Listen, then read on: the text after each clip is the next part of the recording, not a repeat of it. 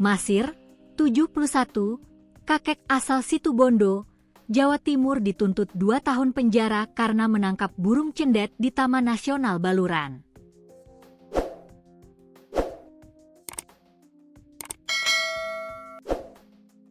Dalam video yang beredar luas, kakek asal Desa Sumberanyar, Kecamatan Banyu Putih, Situbondo menangis histeris atas tuntutan yang ia terima.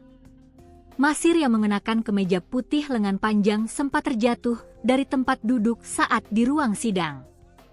Ia kemudian dibawa keluar dengan rompi tahanan merah. Tangannya terbogol di depan.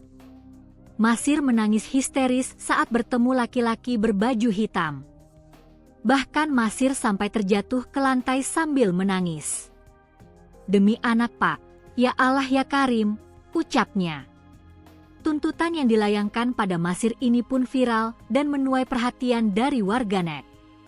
Dilansir dari kompas.com, penetapan tuntutan hukuman ini sudah sesuai prosedur.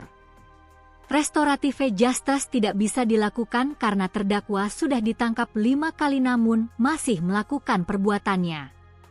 Sebenarnya RJ, restoratif justice, tidak bisa.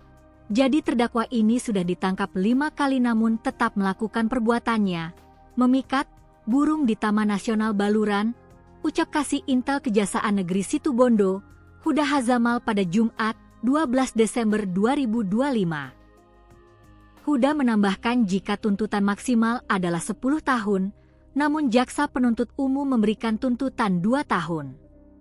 Sebagaimana tertuang dalam pasal 40B ayat 2 huruf BU nomor 32 tahun 2024 tentang konservasi sumber daya hayati dan ekosistem. Jadi fakta sebenarnya terdakwa sudah ditangkap 5 kali, belum pernah di-RJ karena ini pertama kali dia diproses hukum, ucapnya. Masir ditangkap pada Juli 2025 lalu karena diduga memikat burung kicau jenis cendet pilis, Lanidae. Dilansir dari sejumlah sumber, Masir tidak memiliki pekerjaan lain. Untuk menyambung hidup, ia menangkap burung. Burung cendet yang ia tangkap dijual Rp30.000 per ekor.